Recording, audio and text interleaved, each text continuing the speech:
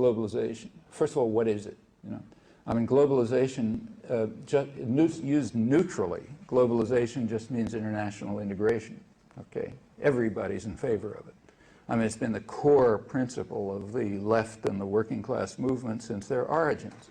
That's why every union is called an international. Okay, everybody's in favor of globalization.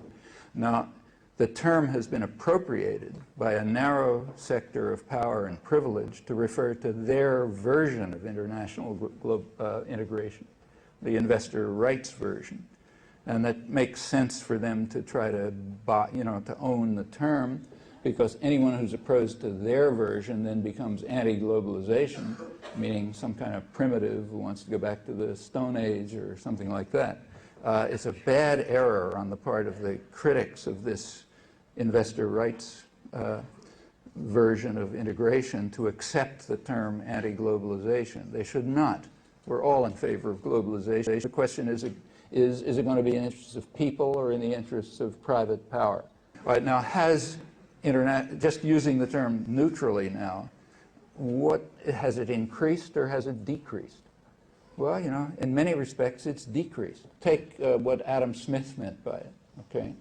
You're supposed to love Adam Smith. The core of free trade, according to Adam Smith, is what he called free circulation of labor, meaning people can go wherever they want. If you don't have that, you can't begin to talk about free trade. Well, if we measure that, what's happened to globalization? Globalization in the sense of movement across borders, that's declined. And in fact, what has increased, on the other hand, by other measures, globalization has increased very fast, like movement of capital. So increase of capital flow across borders has just escalated astronomically in the last 25 years by the breakdown of capital controls. The Bretton Woods system, the preceding 25 years, was based on control of capital movement. By that measure, there's more globalization. You measure by people, less globalization. By capital movement, more globalization. In fact, you see it very dramatically in the U.S.-Mexico relation. So the U.S.-Mexico border, it was militarized in 1994 under Clinton's Operation Gatekeeper. It was militarized in order to stop the movement of people across the border. That is, to cut back international integration. Why in 1994? Well, because that was the year when NAFTA was initiated.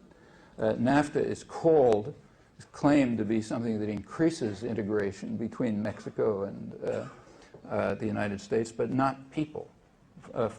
Measured by people, it cuts back the flow. That's why you had to militarize the border. Why did they want to militarize the border? Well, because what they predicted in Mexico is what's called an economic miracle from NAFTA, which means a disaster for most of the population. Wages have dropped precipitously, investment has declined, and in general it's been a kind of an economic miracle. Economic miracle means that for a small sector of wealthy people and for foreign investors it's fantastic. That's the definition of a miracle. And they expected that, and that's why you had to militarize the border. So did that increase integration or decrease it?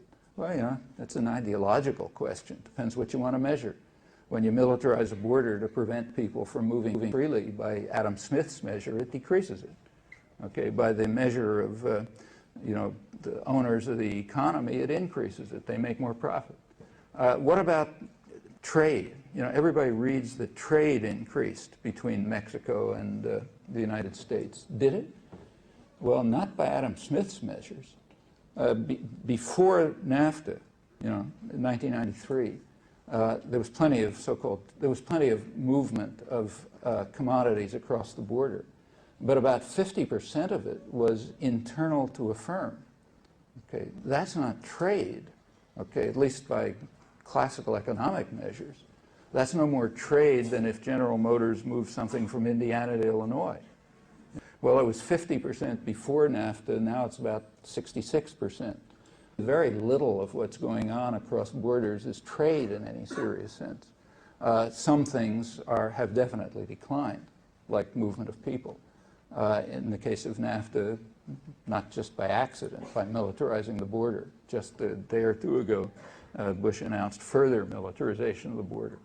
That's cutting back international integration. I mean, pretext is drugs, but that's pretext for anything. So you just can't answer these questions simply about globalization. There's just too many different ways of looking at it.